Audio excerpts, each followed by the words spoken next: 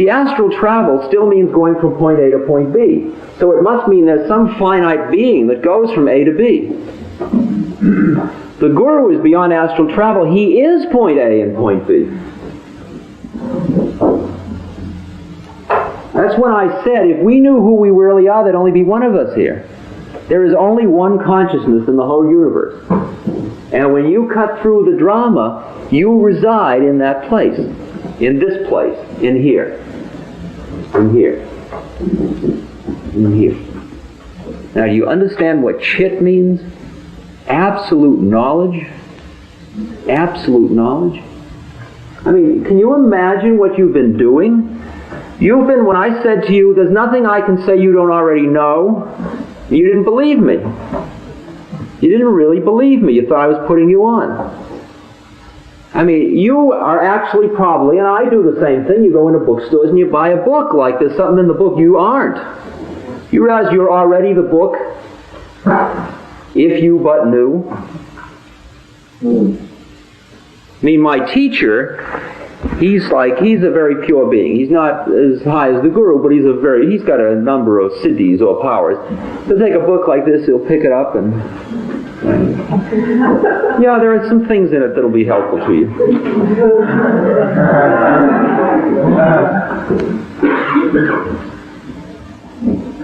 You got to be around these people for quite a while before you understand they're not putting you on.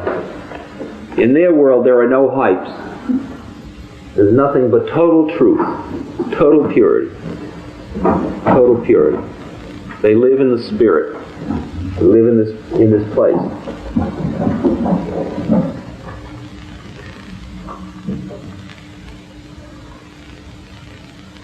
So what we are in is a journey called the evolution of consciousness.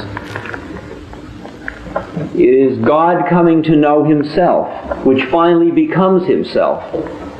Because you understand, let me show you the levels, the way it works.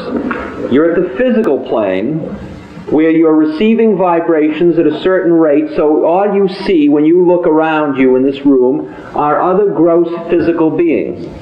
You're not seeing any of the astral beings in this room at this moment, most of you. Some of you are. Some of you see the astral bodies in each other by seeing auras. Others of you don't see those auras.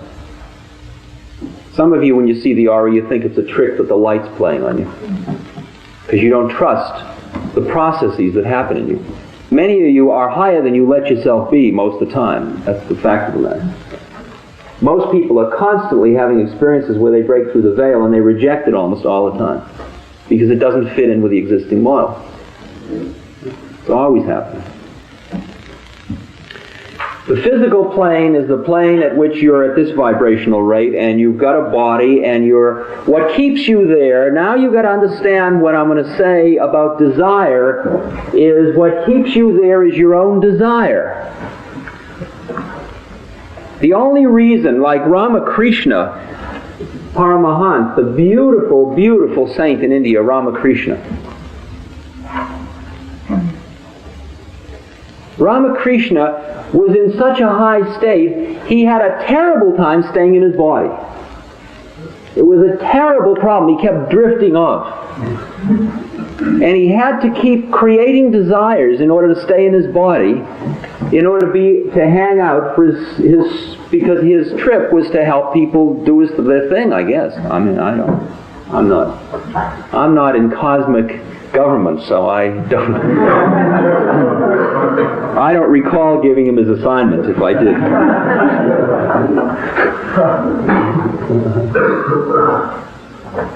So he'd say, "I'm thirsty, get me a glass of water." And they get him a glass of water. He says, "Oh, I couldn't touch a drop." He said, "I thought you wanted a glass of water." "I just wanted to want something to bring me back here."